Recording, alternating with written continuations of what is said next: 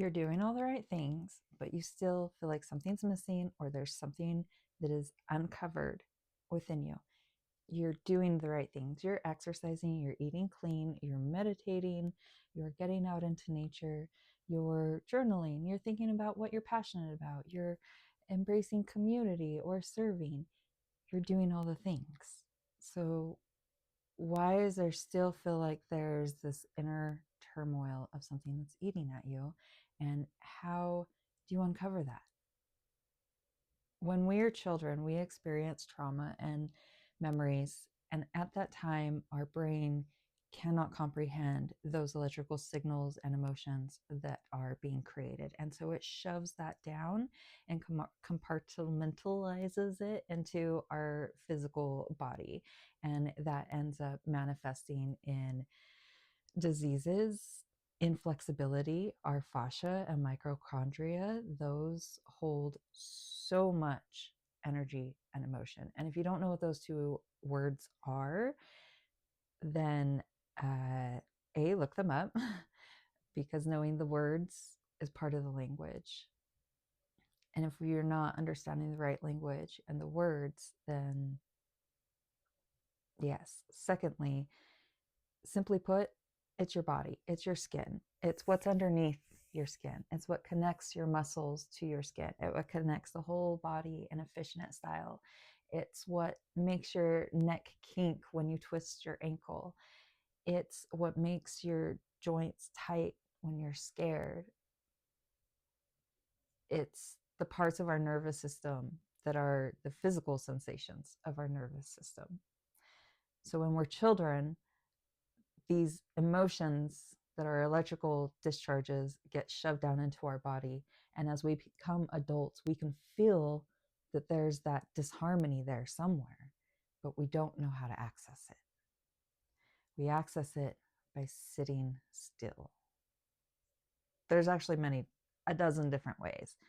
But if you're having, it really is the consistency and the patience of sitting still. Because I've been at this for, easily 2 decades now, if not longer. I mean, it's been a lifelong practice the more I look back at it. And sometimes you're not meant to process those memories until you're meant to process them. I'm minimum 4 decades in, and I just had an experience of a memory that I didn't even know was causing a problem. Those are the moments that we look for. With those moments, if we aren't giving ourselves the daily time allowance, weekly time allowance, monthly time allowance, yearly time allowance, if all you have is a year, go look up a 10-day Vipassana. If you can only afford to do, you don't even have to afford, those are free. It's just a matter of time and away from job and responsibilities. So, take 2 weeks out of your life, and it's a donation-based service. They can explain all that. But sitting with yourself, giving yourself the time for these emotions and processes to come up. Because when we're go, go, go, busy, busy, busy, you're not going to give yourself time to see what emotion and memory is coming up and makes you want to cry for no reason. The trick is emotions and electrical discharges, this is science. Like, all this isn't woo-woo. This isn't like, oh, we're just emotional and we're hiding emotions, letting them show on our sleeve or shoving them down. There is a science to this, and an emotion takes 90 seconds to process through your physical being. So anything beyond that 90 seconds is our brain wanting to replay the situation and make a story of the situation. And at that point, it's our thoughts that are causing our suffering. Just one moment.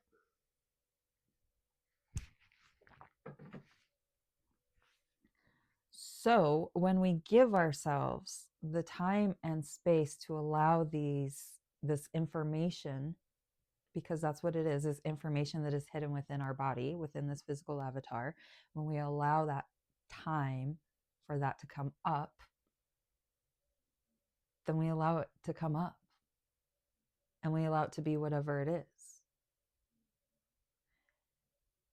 And so ask yourself, if you were to really dive into the memories, like if you were to imagine you're like, oh, well, maybe if you were to imagine what memory it could possibly be that you don't know exists, that is hidden in there, ask yourself, how much time do you think you would need to process that? Where are you at on a level of satisfaction in life that if you were to really uncover that memory that is the block to all your success, all your being rooted in the wholeness of you are to reach the North Star that you are aiming for and that you are purposely built for, how much time would you need to process that hurt, that pain, that trauma, that becoming of or unbecoming of who you were, who you are?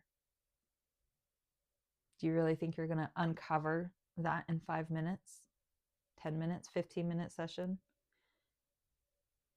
I've sat for 2 weeks, 10 days, 10 and a half hours a day of sitting and allowing whatever to come up. You have a room that you can run off to, and like, you don't have to sit for 10 and a half hours. If you have an emotional thing that comes up, you are allowed to process that in complete safety, and you don't have to worry about any responsibilities for 10 days. And even that was not enough. That was like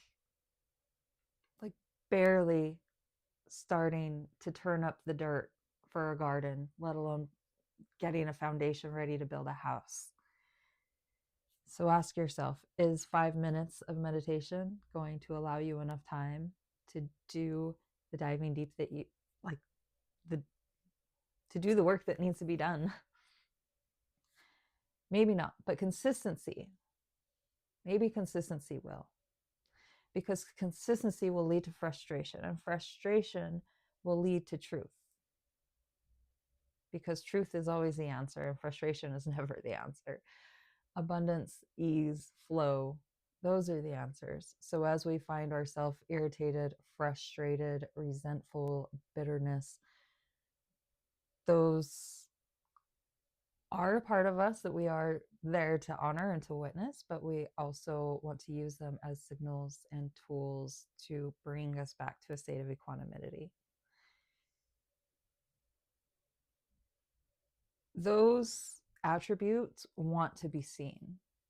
They want to overpower the goodness. And if you want to throw in Satan and God in that sense, like, the evil wants to constantly be alive and be fed. So the more you come back to the equanimity of neutrality, the more that those wounds and aches and pains are going to want to come into your monkey mind of your brain and your thoughts. So as I say, sit with it and allow yourself time for these things to come up. I know that's an answer that a lot of people don't want to hear, but okay, well, if you don't have time, here's another one.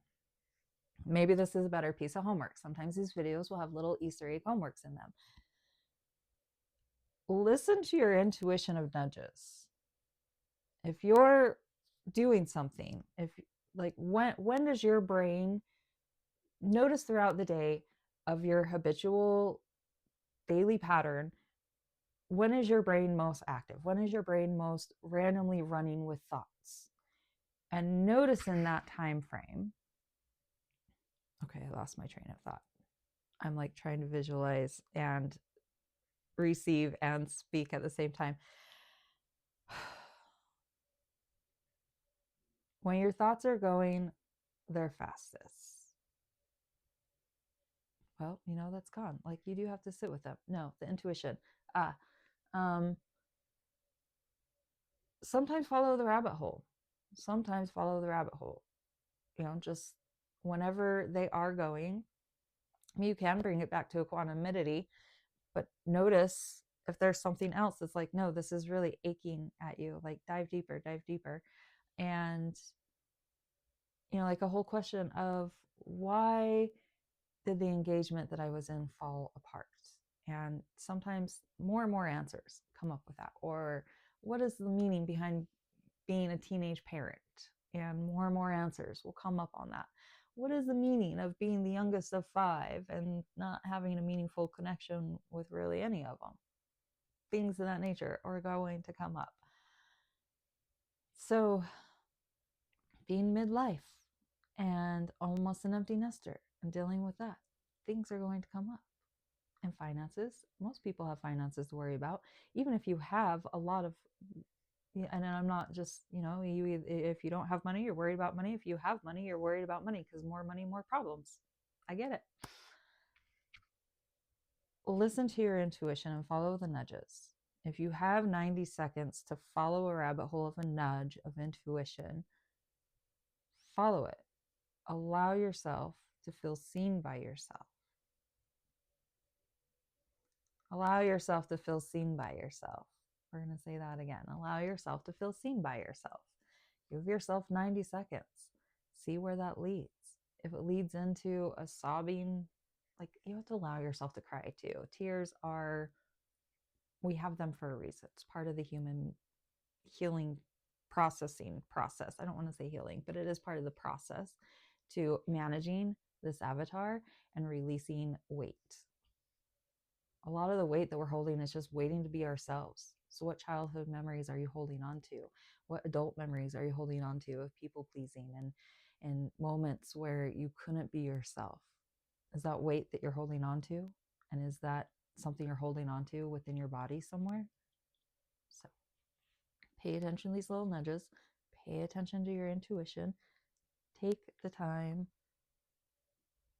to see yourself, at least 90 seconds. So if you have minimum 5 minutes, allow yourself to wipe some tears from your eyes, then be mindful of what's going through your mind. Don't be afraid to listen to an emotion.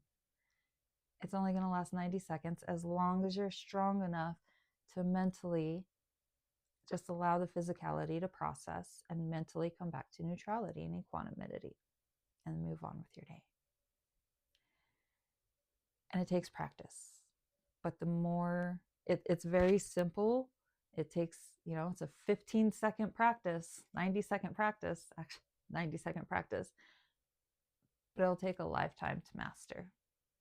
So, I guess that is everything. That's